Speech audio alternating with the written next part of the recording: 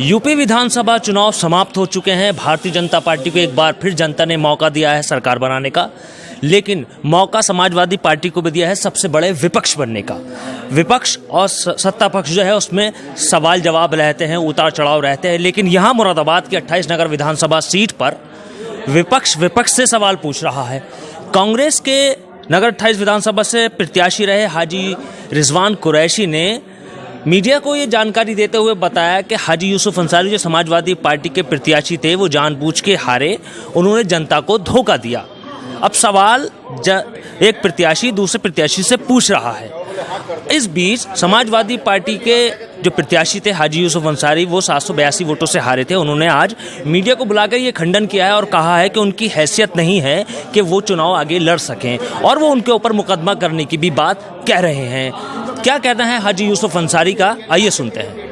उनका आरोप यह है कि आपका और रितेश गुप्ता जी जो विधायक हैं उनके अंदर आपका कुछ सेटलमेंट हो गया था, आप जीत रहे थे फिर आप हार गए एकदम से, तो क्या सेटलमेंट हुआ था? अगर हुआ था तो क्या, और नहीं हुआ तो क्या कहना चाहेंगे आप?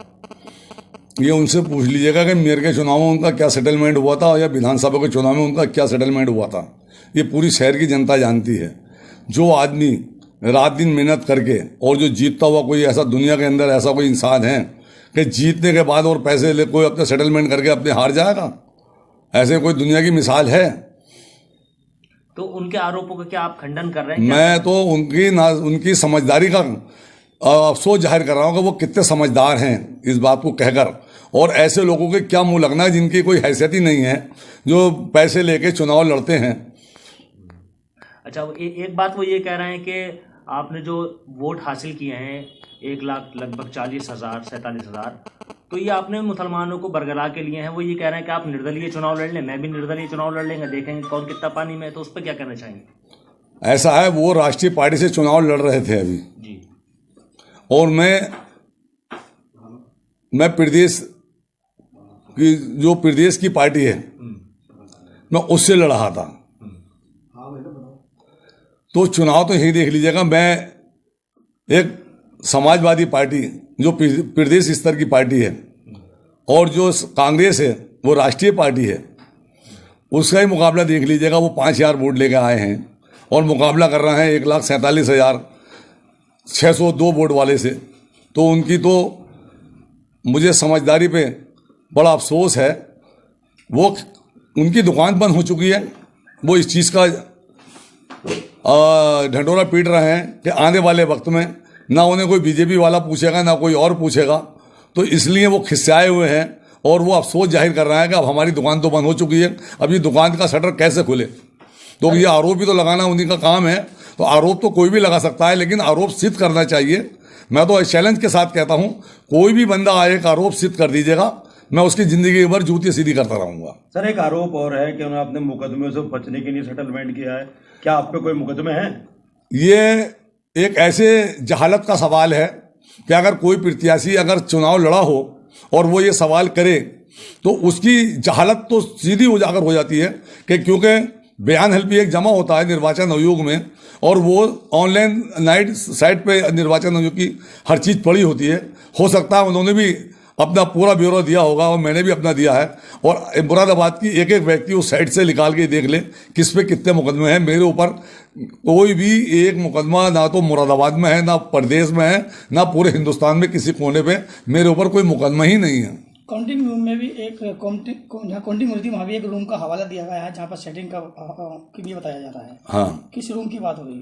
तो वही रूम तो वही बताएंगे कि वहाँ पे काउंटिंग रूम में उन्होंने रूम कौन सा बनवाया है, एयर कंडीशन बनवाया है या कोई गर्म रूम बनवाया कि हीटर लगवाए हैं उसमें। उसको रूम तो वहाँ पे जितने भी पोलिंग काउंटिंग एजेंट वहाँ मौजूद थे और जितने अधिकारी मतगणना कराने वाले लोग थे, जितने अधिकारी वहाँ मौजूद थे, जरा उनसे एक डीएम साहब से बाइट ले लीजिएगा कि साहब वहाँ पे एक रूम कौन से कोने में बनाया था जो वहाँ पे कोई किसी से अलग में बात हो जाए। ये डीएम साहब से भी बाइट ली जाए और एडीएम सिटी से, वो कप्तान से भी ली जाए, और मैं मानता हूँ कि सिटी मजिस्ट्रेट से भी लेनी चाहिए, और आपको निर्वाचन आयोग जो है उससे भी लेनी चाहिए कि साहब कंट्रोल रूम में आपने कितने रूम बनाए थे। सर, एक सवाल ये है, वो कांग्रेस के प्रत्याशी आप सपा के और आपका मुकाबला बीजेपी से हुआ, तो उनको किस बात का एतराज है कि आप कोर्ट में जाएंगे नहीं जाएंगे? भाई मैं तो कोर्ट में जा रहा हूँ, बीजेपी के खिलाफ जा रहा हूँ, और निर्वाचन आयोग के जो मेरे साथ अगर मैंने अपने जो पेपरों का अध्ययन कर रहा हूँ उसमें कुछ कमी पाई गई है और आगे मुझे ऐसे बिंदु है मैं निकल रहा हूँ, मैं बना रहा हूँ कि मेरे निर्वाचन आयोग कोर्ट में जाने का मजबूती के साथ अपना पक्ष रखूं और उन कोर्ट की निगरानी में दोबारा काउंटिंग कराऊं। तो उन्हें क्या तकलीफ है कांग्रेस के प्रत्याशी को? तो मैं तो सीधा सीधा मेरा जो मुकाबला है वो बीजेपी के एक प्रत्याशी से है, हार जीत मेरी बीजेपी के प्रत्याशी से हुई है। और जो सवाल आप ये कर रहे हैं कि कोर्ट में जाने का उनको क्या लाभ है या क्या नुकसान है, तो वो तो बीजेपी की भाषा बोल रहा है ना, क्योंकि वो बीजेपी के एजेंट है, उन्हें तकलीफ इस बात की है। 15 से 20 मिनट की बातचीत का हवाला वो दे रहे हैं, क्या माना जाए कि नाम में क्या आपकी मुलाकात हुई है?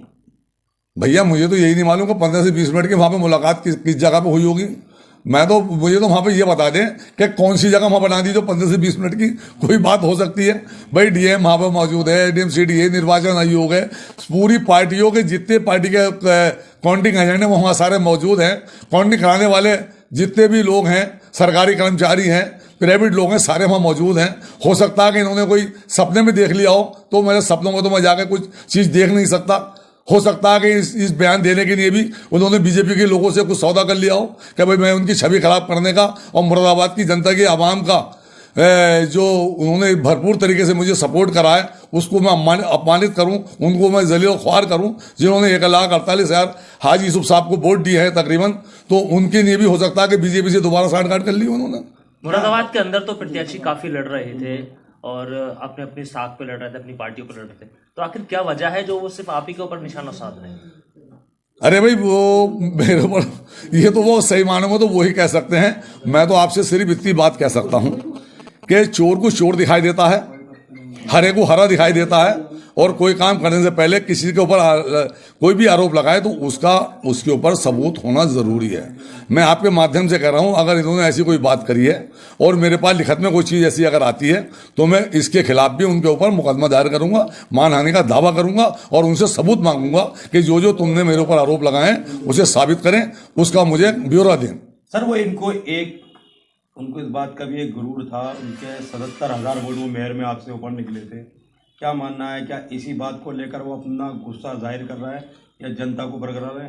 देखो शहर की जनता है, बार बार धोखा नहीं खाया करती है। पूरी शहर की जनता, उनके आपस के लोग, उनके साथ के रहने वाले लोग, हो सकता है आप पत्रकार हो, आपको भी जानकारी होगी कि उन्हें कौन डील कर रहा था, कैसे डील हो रही थी, चाहे वो मेयर का चुनाव हो, चाहे वो विधानसभा का चुनाव हो सकता है वो आने वाले मेयर के चुनाव के लिए फिर किसी से सौदेबाजी करें और उन्हें ये अफसोस हो कि अब हमें हमसे कोई सौदे भी करने नहीं आएगा क्योंकि हमारी दुकान बंद हो चुकी है। हमें इतने वोट मिले हैं, कहीं कहीं तो नोटा को इससे ज़्यादा वोट मिल जाते हैं, कहीं कहीं आज़ाद उम्मीदवार को उससे ज़्यादा वोट मिल जाते हैं, तो वो उन्हें अफसोस इस बात का नहीं है, अफसोस इस बात का है कि उनकी दुकान बंद हो गई है। सर आपका एक सवाल था कि जनता ने मुझे चुना, उनका आपने शुक्रिया भी अदा किया और कुछ आपने ये भी कहा था कि ऐसे लोगों से सावधान रहें जो जनता को बरकरार रहे। नहीं मैं तो वो मिसाल हो गई कि जहाँ गड्ढा हो वहाँ पानी भर जाता। नहीं, मैं तो एक बात, मैंने किसी का नाम नहीं ले रहा था, जब भी मैंने पहले भी ये बात कही थी और मैं आज भी ये कह रहा हूँ, कभी भी ऐसे लोगों से कोई भी चुनाव हो, चाहे कोई भी चुनाव लड़ रहा हो, ऐसे वोट कटवा लोगों से, ऐसे लोगों से हमेशा होशियार रहें जो अपना जमीर, अपना ईमान बेचकर कम पैसों में सस्ता करते हैं कौम का। ऐसे लोगों से हमेशा होशियार रहें। मैं आज फिर कह रहा हूं, और जहां किसी ने ऐसा करा है तो हो सकता है कि जहां गड्ढा हो वहां पानी मिले, वो पुरानी मिसाल हो चुकी है। मैंने कोई किसी का नाम तो लिया नहीं है, इसमें 10 प्रत्याशी है, 10 का नाम आज शामिल होते हैं। तो अगर कोई भी काम अगर ऐसा कोई करता हो जिससे पूरी शहर की जनता उनके बहकावे में आकर, उनके बरगलाए में आने के बाद 5 साल तक हमें परेशानी और दुख तकलीफ का सामना करना पड़े, तो ऐसे लोगों से हमेशा होशियार रहना चाहिए। चाहे वो मेयर का चुनाव हो, चाहे लोकसभा का चुनाव हो, चाहे विधानसभा का चुनाव हो। मैं हर चुनाव के लिए ये बात कहना चाह रहा हूँ, कोई एक चुनाव के लिए नहीं कह रहा। जैसा कि ये लोग आ जाते हैं, एजेंट बन जाते हैं, और ये जो एजेंट है भाई, बीजेपी के पास बेशुमार दौलत है, हिंदुस्तान की नहीं दुनिया की सबसे बड़ी पार्टी है।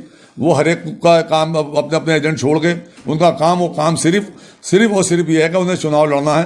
दंड भेंट हर चीज़ तरीके से उन्हें चुनाव लड़ना होता है। कैसे आप दूसरों के वोट बांटे जाएं वो अच्छे से जानते हैं। तो मैं आज भी ये कहता हूं, मैं किसी के ऊपर आरोप नहीं लगा रहा, मैं हाथ जोड़ के पूरी शहर की जनता से मैं अपील करता हूं कि आप लोग ऐसे लोगों से हमेशा होशियार रहें जो आपके बीच वोट काटने की नीयत से आते हों और आपका नुकसान पहुंचाते हों। मैं किसी के साथ किसी का नाम नहीं ले रहा, मैं जनरल बात कह रहा हूं। कोई भी आदमी ये ना सोचे कि ये मुझे कह रहा है या उसे कह रहा है। मैं मुरादाबाद की नहीं कह रहा, मैं पूरे उत्तर प्रदेश की नहीं कह रहा हूं, पूरे हिंदुस्तान की नहीं कह रहा हूं कि कहीं भी ऐसा हो तो अपना वोट नहीं बढ़ने दें, एक तरफा वोट दें ताकि आपको कामयाबी मिले, आपका मुस्तकबिल अच्छा हो, आपकी सरकार बने। खुदा हाफिज, धन्यवाद, सलाम वालेकुम। लेटेस्ट न्यूज अपडेट जानने के लिए सब्सक्राइब करें हमारा चैनल ईशान न्यूज नेटवर्क और हाँ, बेल आइकन दबाना मत भूलिएगा।